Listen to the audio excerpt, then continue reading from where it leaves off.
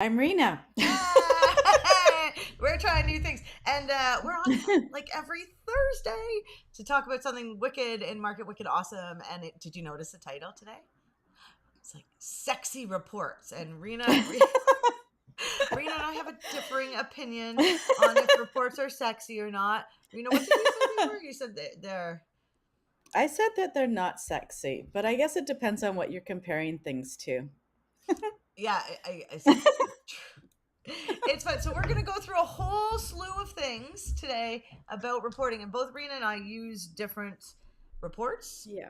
Yes. Um, Mine are better, but that's because I haven't seen hers. But I mean, this is a part of a marketing business that is something that's going to cost you money potentially, and it's something I think every agency needs. What do you think, Rena? Absolutely. Because if you're not measuring what's happening, You might not have a job. that's right. And if you're not measuring the right things, then every meeting is a sales meeting. Like all of your monthly report meetings, if you do meetings, I'm not sure that Pip does, but I definitely do. Every meeting ends up being a sales meeting and it's very exhausting. So you need to really hone in on what your customers' goals are and then how you're actually showing that you are moving them towards those goals. Yeah, I think that's one of the hardest parts to make sure you're getting answers to questions like how are you measuring my success for you? Yes. Um, Yes. we've started embedding those type of questions into our intake call, which one day we'll do a big Yes. talk about. Uh, and it's hard because I am guilty of definitely giving too much information because I like the reports. Yes, yes, yes. Data is your friend, and it's super interesting because you can look at things, and once you get your head around it, you can start figuring out, oh, where did this come from? What did we do here? Why did this happen? And all of that stuff. And it actually gets really exciting. And you're right. I tend to overshare with my clients. Um, and sometimes what that does is they get that glazed over, they get the glazed over look and then they come back to you and say, well, I just don't understand the ROI, which doesn't mean that there isn't an ROI. There always is, whether it's good or bad. But even on great ROIs, if you haven't sort of honed in and figured out how to express that fantastic ROI that they're getting, then you're going to have problems with retention. It is true, and it's so funny because we've had several clients where things are really working and they Hmm. have canceled, and Yes. um which is a little shocking. Like, we've actually had, I think one of my first experiences of a cancellation was a guy who moved to a different agency that was specific to his industry. So, Yeah. and he moved, and it was going so well, and so Yeah. it's really That's disappointing. it's not surprising at all. I mean, honestly, I keep talking about that one client because he's my golden client and he left also after the first year due to poor communication on the ROI on my part. And I just sort of assumed that his bank account was, indicating the ROI. And because we went from 55, I mean, imagine this, 55,000 a month in online sales up to in 12 months $125,000 in sales a month. How does a business owner not understand that ROI? These sales come only through the website. They do not Well, come through the store. so that brings us to the idea of reports are a tool to use to Yeah, communicate. They are not the things where you're looking at the measurements, because your that's job right. is to go into Google Analytics and then Yes. pull out the source of truth for them, and Yes. with honesty, and then be able to talk about it in the report. And I think it's about the relationship, right? I think as Hmm. a marketer nowadays, the type of relationship I want is I want to really like my clients. I want to really meet with them, and I want them to trust me, and vice versa. And so a report is a tool to Hmm. answer their questions. The I find one of the hardest parts is the language in reports. Um, Yeah. is a challenge, right? Like, Yeah. uh, and Put making your it simple. rates. And Put your guess what, rates is what we everybody? talked Guess about. what? We actually have reports to show you. But before we get Yes. there, so we'll get there in the end. But we were going to talk about the things we're talking about are um, why we use them. I think we talked about that. Do you have to do them as a marketer? Yes. Would you what would you include, which we're going to talk about, who they're for, what kind of reports do marketers use, how do you write marketing board reports, and what type of reports do we use? So Rena uses Ravyn reports, and I use Data Studio combined with Supermetrics. And what kind of reports have we tried? We're going to get into, and the cost and time and money. So let's get right into all these questions, which is, do you have to use them? Yes. Now, I have seen some marketers. Mhm. I have seen some marketers who have sent like terrible Google Doc or Google Sheet Oh, report. yeah. Okay.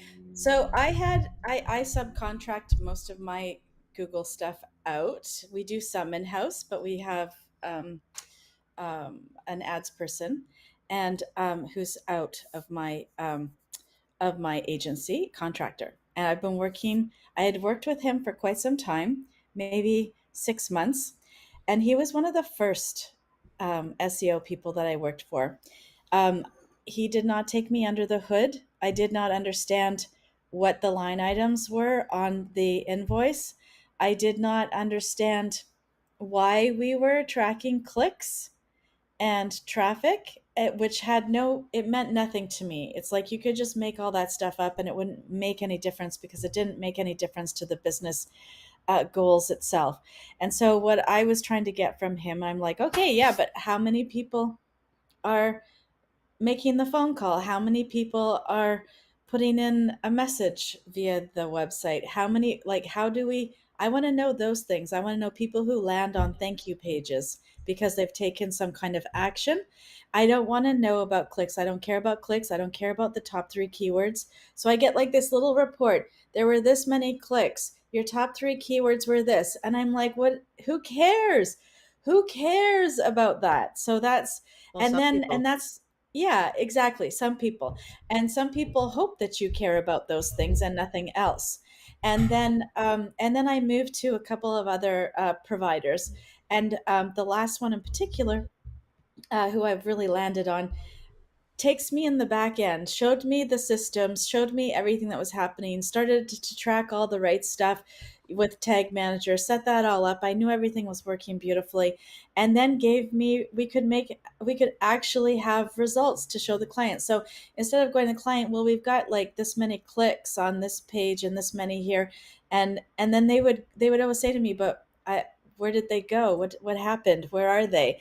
And I couldn't answer. So now it's, you got to switch what you're tracking. Make sure that you understand your provider, what your provider is doing for you, because SEO packages can be a little bit obtuse and sometimes they're purposefully so. But Uh, if you land with a good provider, you're going to get all the right answers that you need, Right. Well, right? this is why we customize, Mm-hmm. everything we do, because each business and person is slightly different. And so you just need a bit of so we do some manual tracking. I'm not going to lie. Mm-hmm. I do take the top whatever almost 21 keywords in Google Search Console and I track them over the year. And the easiest Mm-hmm. way, now I am figuring out how to get that into a Data Studio report. Oh, But great. which is should be really fun. So yes, and people do sell report templates that you can buy. And if you use Data Studio, you can actually just copy reports you find and then put your own Mhm. data in them. It's a gorgeous, gorgeous system. Yeah. But so first thing you have to know is, what does your client want to measure, and don't put in too much information. I was actually going through, Mm-hmm.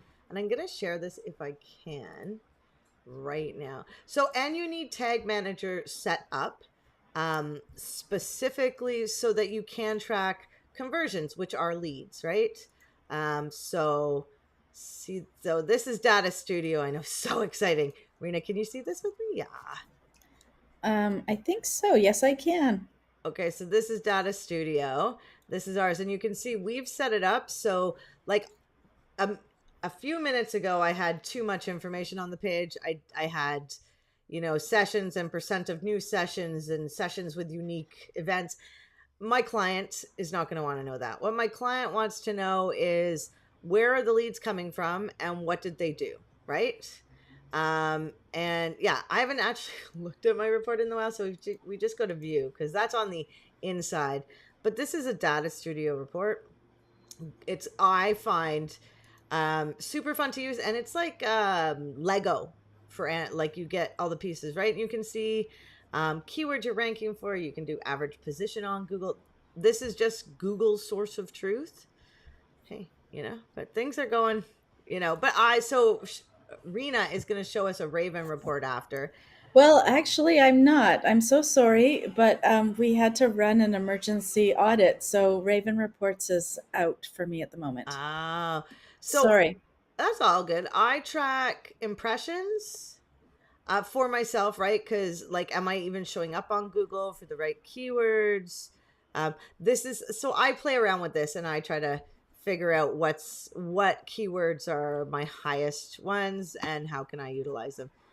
And as you can see, you can play. It's so much fun to uh, use this type of report and just play around. So out of the box, Data Studio is free, and you can get your Google Analytics, your Google Search Console data, and Google Business Profile if you use a free plugin called Jet Pro. We don't use that. So this is local SEO, right? So you're going to report on this stuff to your clients. You want to Mhm. measure, like, this is too much information, right? Actions Yeah. divided by views. They're not going to understand that, and maybe that's something I want to pay attention to, So, right? yeah, totally. And there are things that you want to pay attention to, and then things that you want to share with your clients.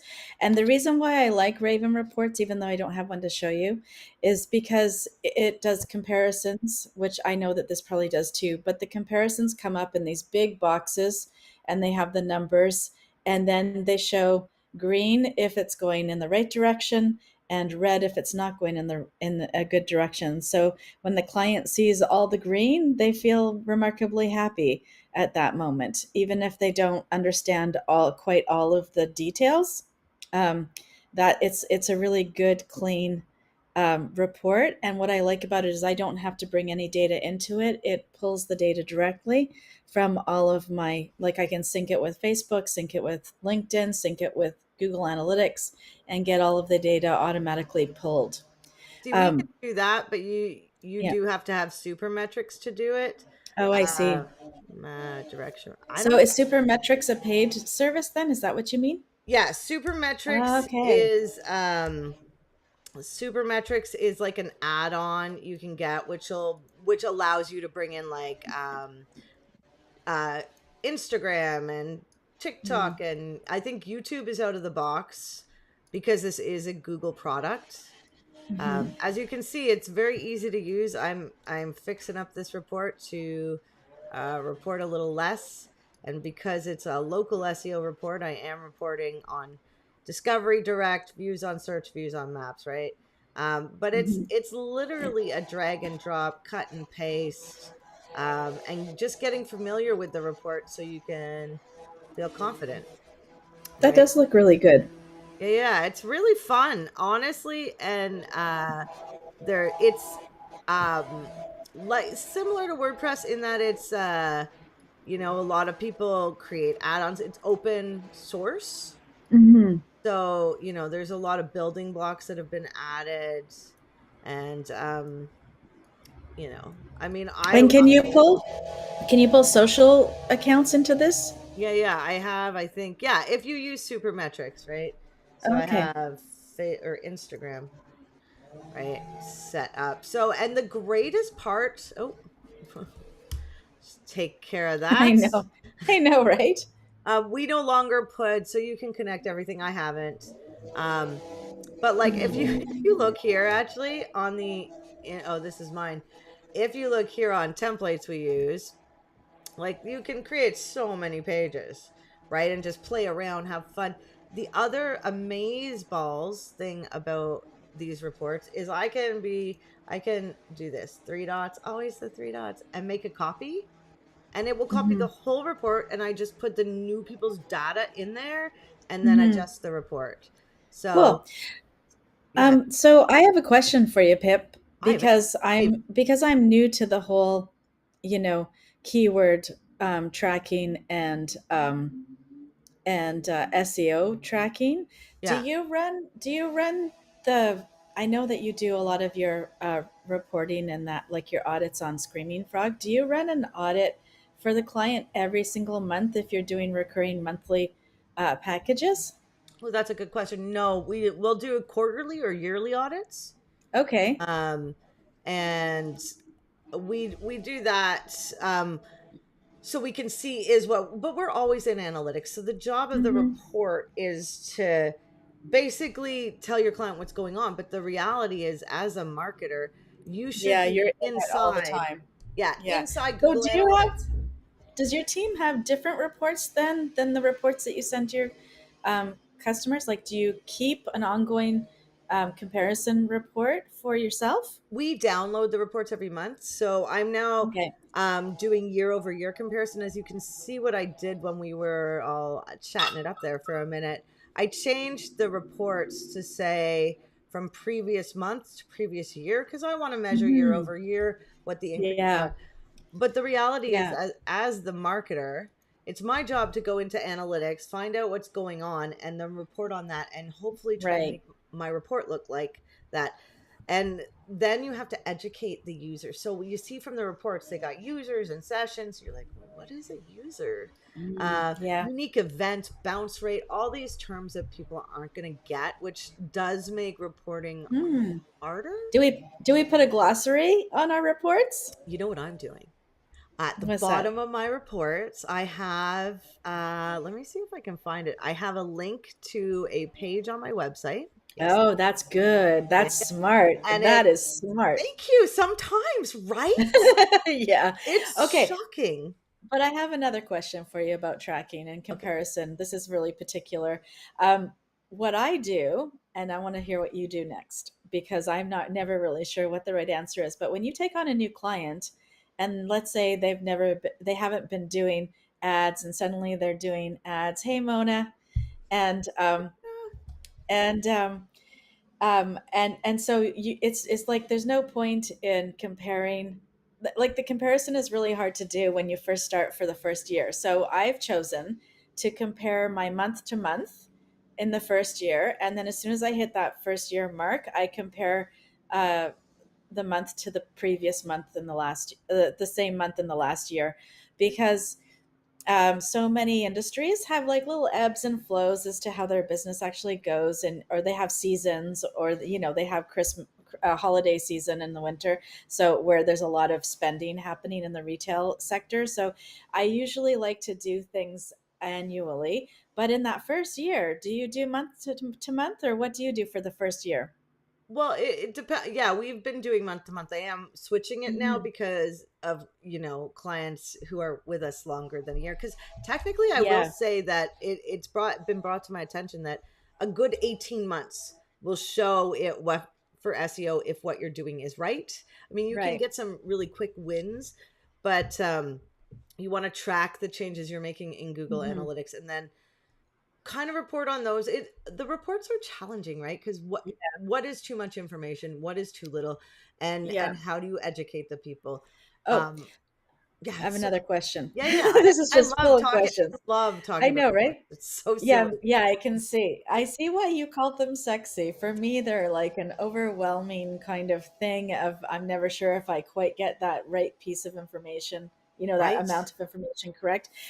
So my next question was about the new Google Analytics. So for those of you who haven't been on our um, show for the last few weeks, we've been talking a lot about the Google Analytics 4, replacing the Universal Analytics, and how there's about a year for us to collect data right now on it before the universal goes out, and then you want that year. So this is where it's important to get that installed and organized right now, so that you actually have a year's worth of data to compare to when we get to July 2020.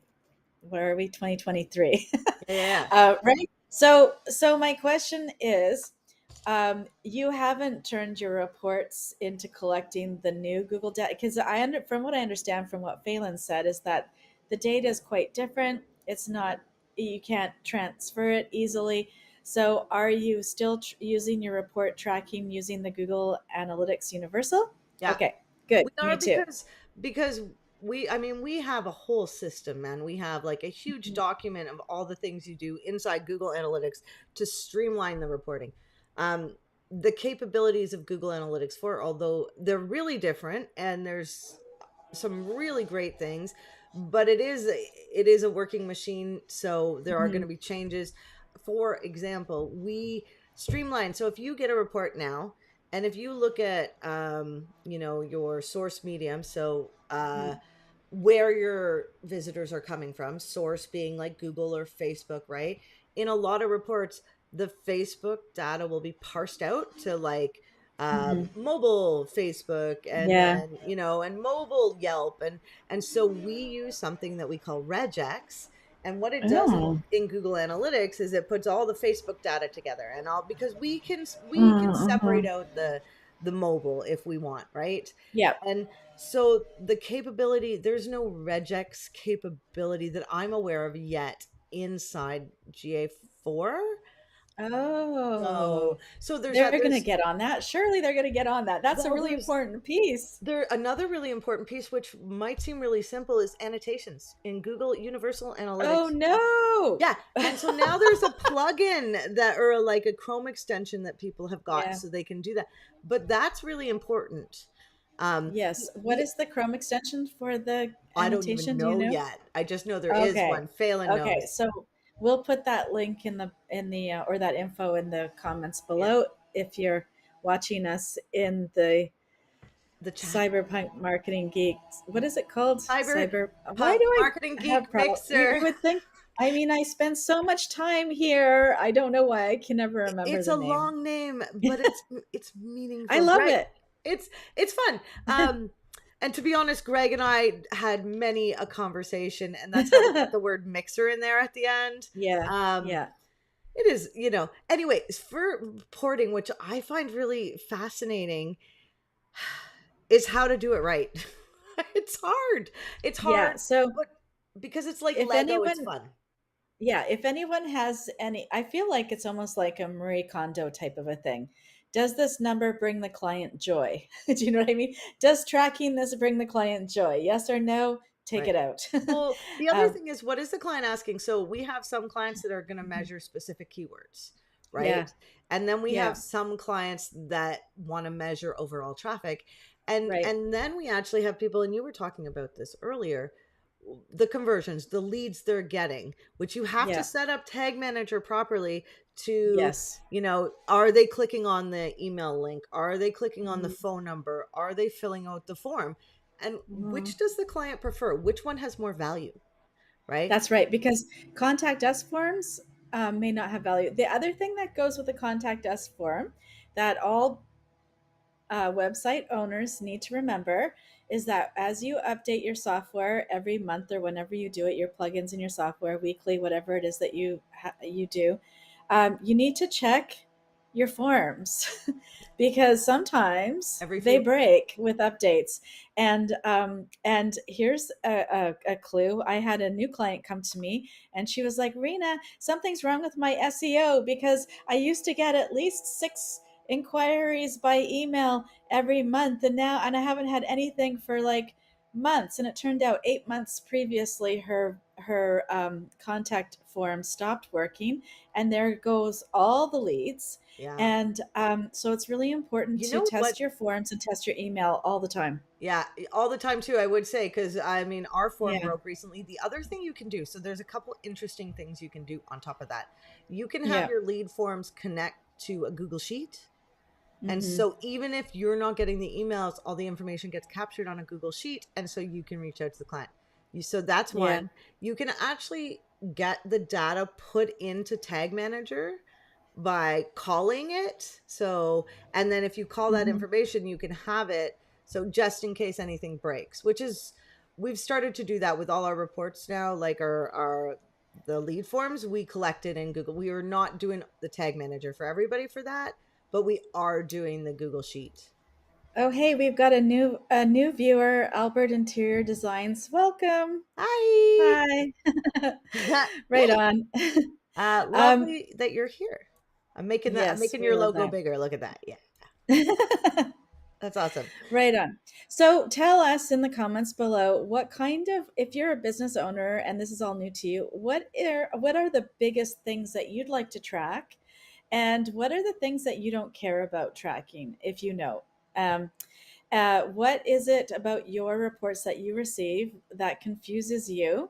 And Well, that's a lot of and questions. that'll yeah, then we can all sort of figure out what is it that the client really needs. And you're right, I think, Pip, this should really be part of the intake conversation, Yeah.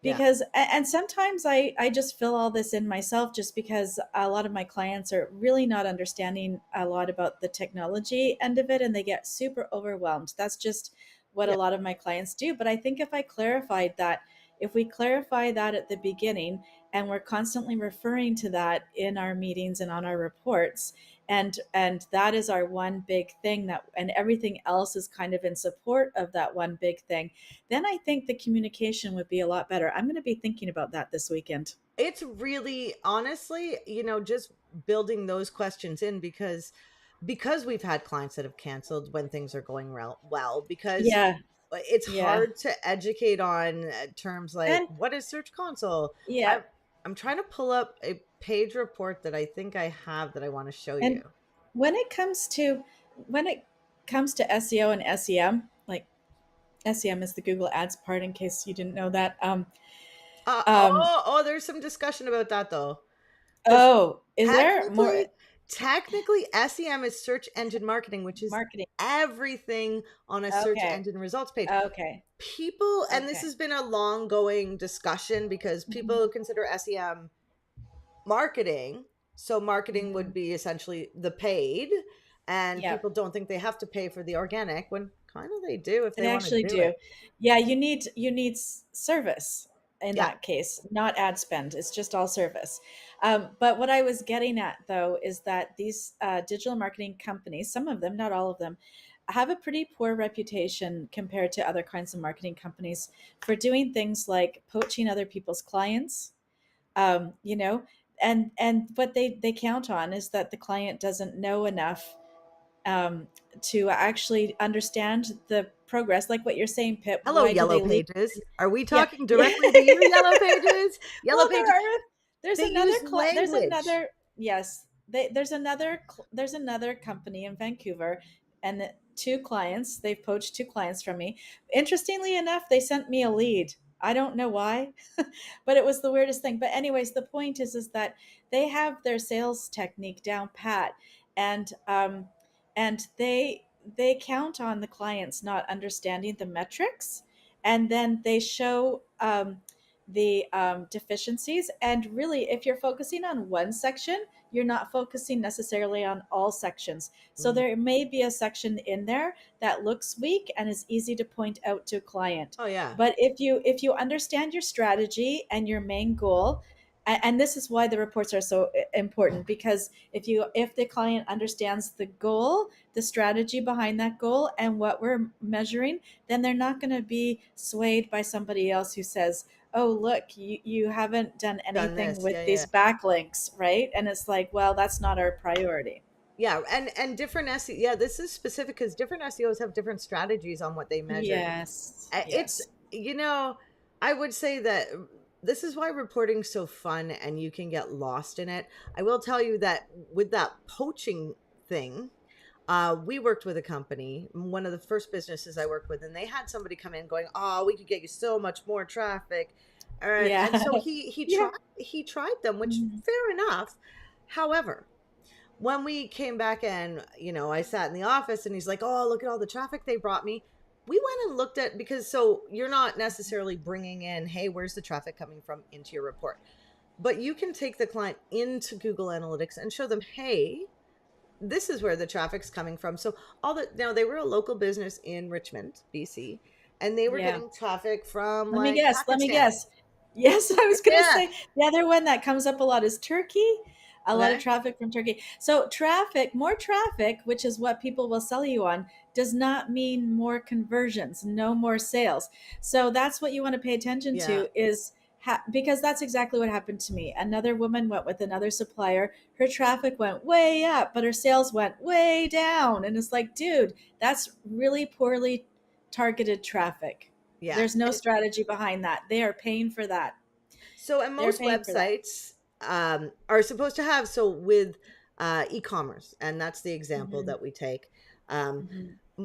2% of your traffic is supposed to convert. And what converting means is they take some action on your site. They fill out Hmm. a form, they join your email list, they, whatever they do, They however buy you position something. it. And so, Yeah. I mean, we've worked with companies that had enough traffic and their conversion rate was really low. And they were more Mhm. focused on more traffic. And we were like, Yeah. whoa. Now, technically, here's the fun fact is that in my world, we take a small amount of money and we get that targeting correct. Once we have that targeting correct, then we scale the ad spend for more traffic. And that's the way that it should We're really work. really It's not like, conservative too. We don't yes, want to, we start no, conservative. Like, I mean, I will yeah. tell you, I got in Google Ads, I got everything on manual tracking, like manual Mhm. bidding, until, because, and I will set everything to 1 penny to see what the cost per click's going to be.